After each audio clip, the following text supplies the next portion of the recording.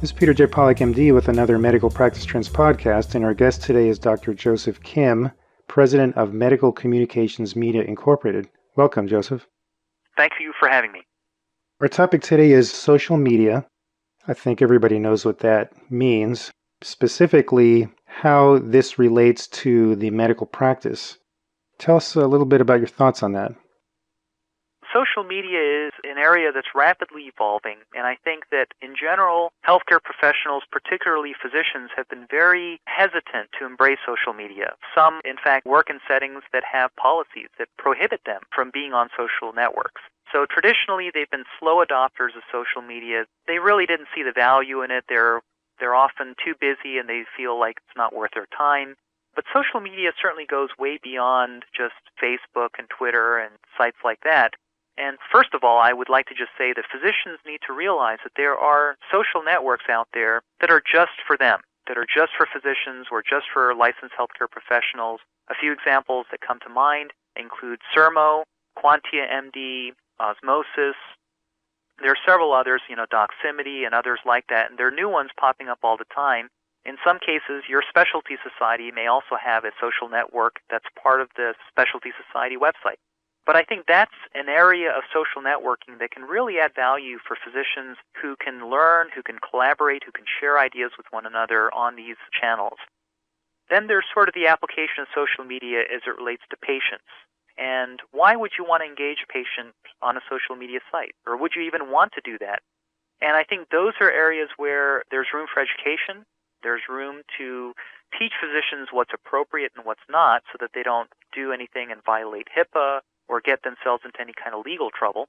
But I think that one of the key areas that I try to emphasize and I try to remind physicians about is that when physicians see what patients are talking about in a public open forum, like on a Facebook or on a Twitter type of site, they can actually see what the issues are, and perhaps they can glean from patients insights that they may not glean in the hospital setting or in that office visit. They may hear of patients complaining about certain adverse reactions or toxicity effects, or they may hear patients sharing ideas that are just completely erroneous, medically incorrect information.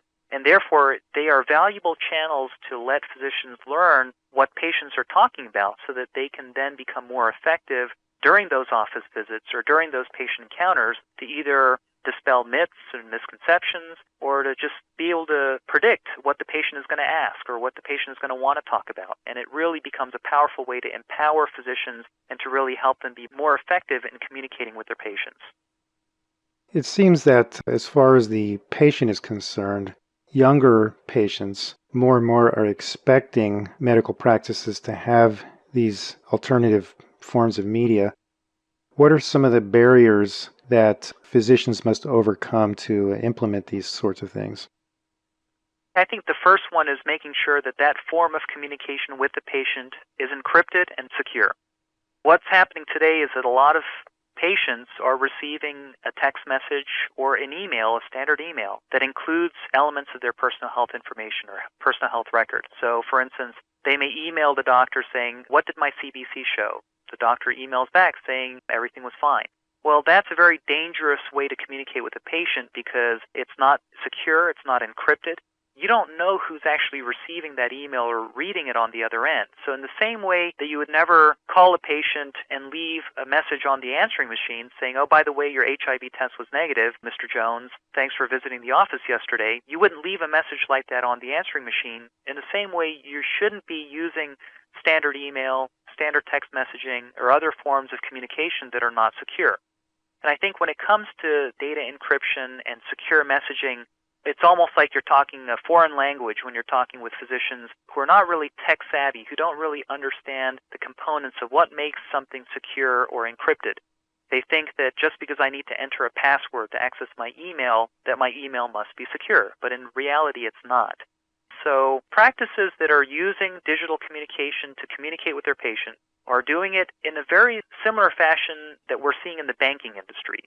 Most banks today will send a communication saying, "You have a message waiting for you in your secure inbox. Please log into your banking portal and view this message." Therefore, the message that you get, whether it's through a text message or through an email, doesn't actually contain that sensitive information. And it requires the patient to then authenticate themselves, log into a secure portal, and access information. That kind of capability doesn't exist today for most medical practices because they don't have the infrastructure set up.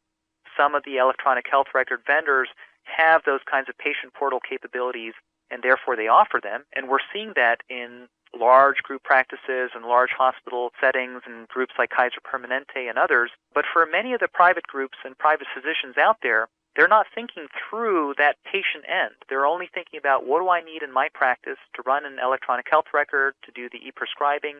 And they're not thinking so much about, well, how does the patient access the information? How does the patient access his or her labs or radiology reports? Can I just email them a PDF, email them an attachment? The answer is that that's not an appropriate way to communicate. So for most providers, I think they have to understand that there needs to be a secure form of communication, and that social media networks like Facebook and Twitter and others really don't provide that. Text messaging doesn't provide it. You can text message with a patient using a secure text messaging application, but in order to do that, you would have to have that application, and the patient would also have to have that same secure text messaging application. These kinds of things are not really what I would call in the mainstay of most providers and patients, and therefore it's important for providers to know what kind of technology exists today, what they can access, and if they wanted to invest in something else, what it's going to cost them. So those are really some of the key kernels and pearls that I really try to emphasize to the physician community today. On a related topic, some practices use social media not just for external marketing, but also for internal use. And we've seen some issues with blurring of the lines between practice owner and employee as far as what would be ethical or appropriate using social media. Right. These are common scenarios that are coming up in all industries. It's not just special to the healthcare industry. So in that regard, we're seeing organizations like Mayo Clinic, Cleveland Clinic, Kaiser Permanente, and others establishing very, very clear social media policies as to what is appropriate when they use social media to communicate internally, as well as when they're communicating with their patients. They're coming up with social media policies, and they're putting these on their websites. And there are websites like Social Media Governance, for instance, that list a number of these different social media policies that these organizations have created exactly to prevent the kinds of scenarios that you're describing. Because I think that many people, whether you're a healthcare professional or not, are not always thinking about, when I post something on Facebook or if I put something on Twitter or on a blog, who's going to read it? Who's going to access this information? And even within a site like Facebook, you can change certain privacy settings thinking that, well, it should only be limited to my close group of friends or contacts.